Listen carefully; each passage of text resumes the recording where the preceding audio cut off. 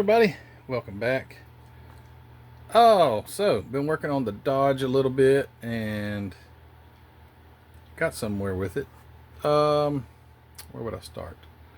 Well, I got the chassis, I got all the parts, black parts painted. The roll cage right here, right there.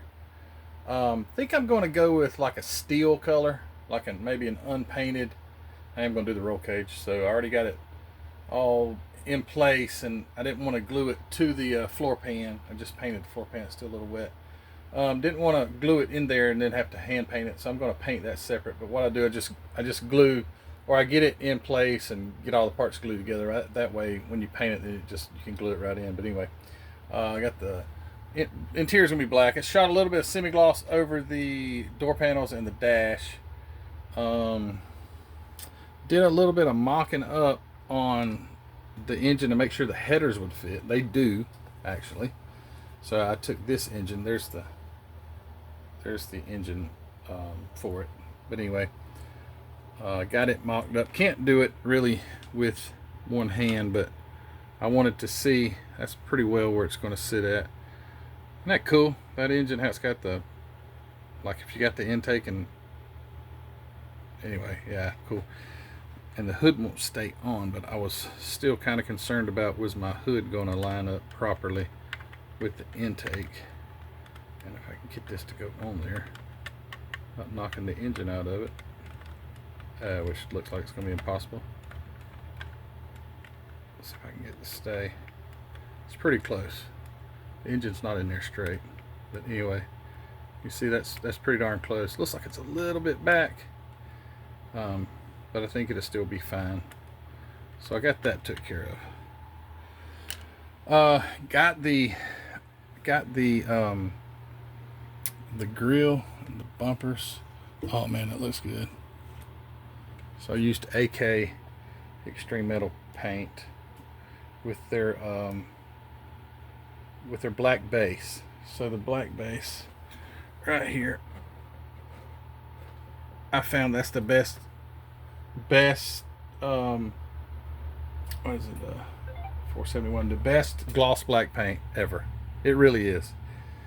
I haven't seen nothing any better, and it's just straight out of the bottle. I would even recommend, if somebody want to, and I might even try that one day, like you want to paint a black car. Oh wow, is it glossy, and it's just as smooth. No orange peel because it's thin. It's like, put this down, it's really thin paint. So it's already thinned anyway because it's already separated. Yeah, it's super thin. You spray it right out of the bottle. But man, let me tell you what, I should have videoed what the black looked like, because see, the black base is where your chrome's going to shine. If you don't have a good glossy black base, then you're not going to have as shiny a chrome. And here's the grill. Don't that look mean? I tried to do the photo etch, but I messed it up. I'll get back to that. But anyway, there's the grill and the bumper assembly. I purposely did not spray much into the grill because I wanted it to be black shadowed. Yeah, that looks good as heck. I'm so proud of it. I did a lot of sanding on this, so I did quite a bit of prep on it. When you shoot that chrome on there, you will see those sharp edges and flaws and stuff like that. So I would go over it. I sanded all the edges, all the surfaces, got it down to 2500. Usually that's where I stop at. I have a 2500 sanding stick right there. That's pretty much where my sanding ends, is 2500. But that's gonna look good. The body is painted and cleared. I did have someone mention, and I see it now, but I'm not going to do it. But anyway, there is a chrome strip on this car that runs all the way down right there. It's going to be purple. I'm not going to paint that strip. It's just going to be body color. Anyway, I got to touch up where the bare metal foil has places, and when I did that video, I had some places that did not turn out just right. That's no problem. I'll touch that up with Molotov right there. This is the refill. I think these are like $35. You'll never run out, ever. I'll take a pipette, cut it off, and I'll just use that for like a little dip. Put about one drop in there, and then you can use your paintbrush. So I got I bought some cheap paintbrushes. I just use them and throw them away because they're just cheap paintbrushes. But yeah, just dip it in there, and it goes on so good. I'll use that for my door handles, and just like I say, touching up the chrome where it messed up. But what I want to do now is it's the wheel situation. I was going to use these cheater slicks right here with the slotted mags, Hoosiers. They're way wider than the original tires. So I decided I would try some of my weld drag light with the Mickey Thompson drag radials. So this is this is a W12. If you go to the website and search it, if you can just go to the search bar and put W12, that's what these are, Mickey Thompson drag lights. It's got the separate center caps for the rear. Not 100% sure why is that, but anyway, that's the way Ryan Jones does it. And when I put this together, I was thinking that I forgot that it already had the front caps, so I put 4 and then added 2 because I was like, I'll give them some extras because people usually lose stuff. But anyway, you got 2, 4, 6, and you only need 2. But anyway, that's just the way it is. But I'm going to get these off the tree. I'm going to set this camera up on a tripod, and then we'll turn this thing over. And I don't know if they're going to fit or not, but we're about to see. So hold on a second. All right, I think that'll work. Let's get these off of here first. So how I do it is like the wheels and all, just take and twist them, pop right off. Just twist them off. If they're really thin, like trim rings or something, you don't want to do that, they'll break. But with wheels and stuff like that, you can just pop them right off. So off here and see.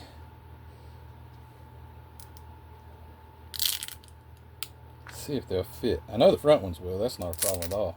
These are the same size. No, they're not. But I thought they were the same as my wheelie car, but they're not.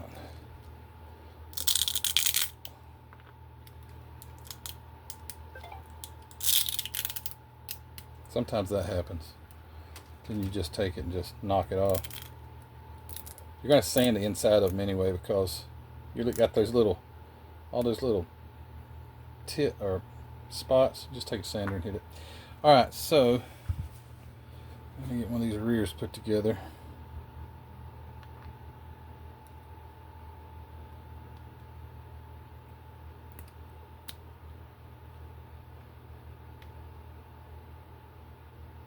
Got something in there.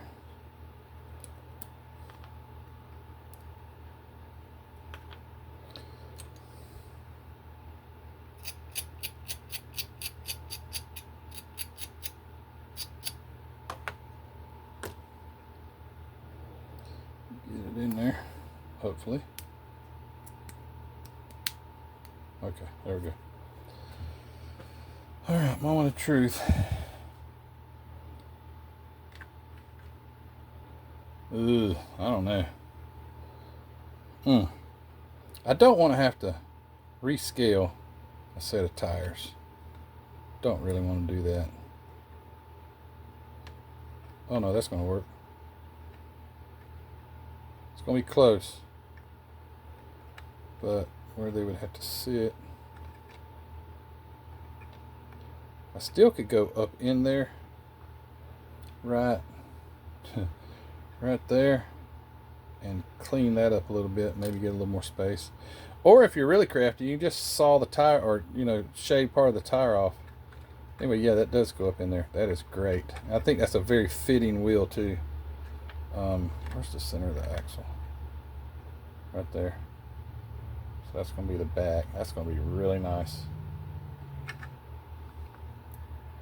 And the front. I mean, the front ain't no problem at all. That's just going to, you put it anywhere you want it. This dang wheel in there. Don't recommend just throwing these things together right off the tree because you got to clean them, and I ain't done that, so that one don't go together all the way. But anyway, yeah, that's gonna look good. All right, that's very cool. Oh man, that's gonna look good. Now there's enough room in there. I got some play in between. You'd never probably get the tire off if it was a real car. With the chassis is up a little high inside there too, though. So it'll probably be more like that, which looks cool as heck. I wanted to kind of stick the real engine in there. All right. Just my other one don't have the headers, so it might just fall through. I want to see what the hood, on it, with the tunnel ram in there.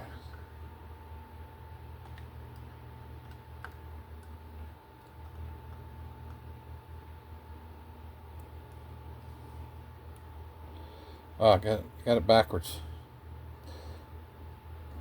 Don't drop it, Matthew. Please. Oh yeah. Oh, that's going to be just perfect. Look at that. Engine's in there, just a tad crooked. Ooh, I got to watch out for the distributor. Which I just got that distributor stuck in there. I was playing around with trying to make some plug boots for my distributor. Yeah, that's going to be perfect. Actually, almost comes out of the hood with just a tunnel ram. Okay, cool. That's going to work out great. And you are the first to see because I didn't even try that yet. But I got it all. It's ready except for the... I have... Like, I have distributors that I sell that are like pre-drilled. And I'm going to have to use one of those. They're not pre-drilled. They have holes in them. But I have one of these Concur pre-wired distributor. But I think it looks a little bit too big. Let me get, oh gosh. Get this old out of here. And I have to drill it out too because it wouldn't fit. But I just think that that's just a little out of scale.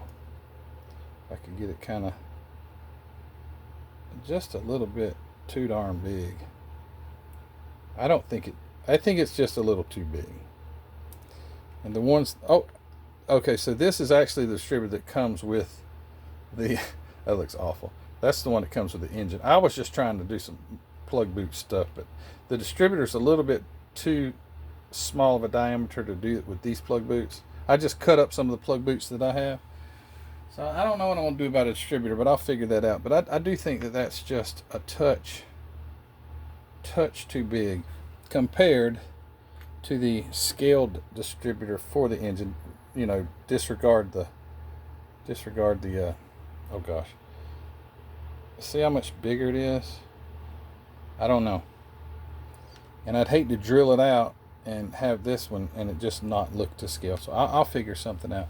Also, I've got to, oh man, I forgot. Hang on, I forgot I painted my firewall and all that stuff. Firewall and inner fender wells, or fender wells, and the radiator support. So I painted the radiator support body color. So I just painted these yesterday. I did not clear these. I didn't want them to be super shiny. So that's just some MCW paint shot on there. Intentionally, like I say, did not want it glossy like the car. Open the hood, it's the same color, but it's not shiny. Just, you know, it's an engine compartment. I wanted mine at least. And there are the fender wells. They're also the same car color. But what I was thinking was the radiator for this thing, they always have that seam down them. Man, what a pain. And this one's really bad because you see how it's like the two molds didn't completely come together even. So it's like got this giant, and you'll see that when you paint it. I was thinking about maybe 3D printing a radiator, but I don't know if I have any files that has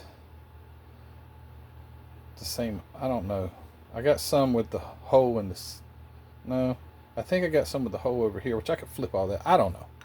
I'll have to see. But that's what I got going on. It won't take much longer. I'll have this thing together. It's just getting the time.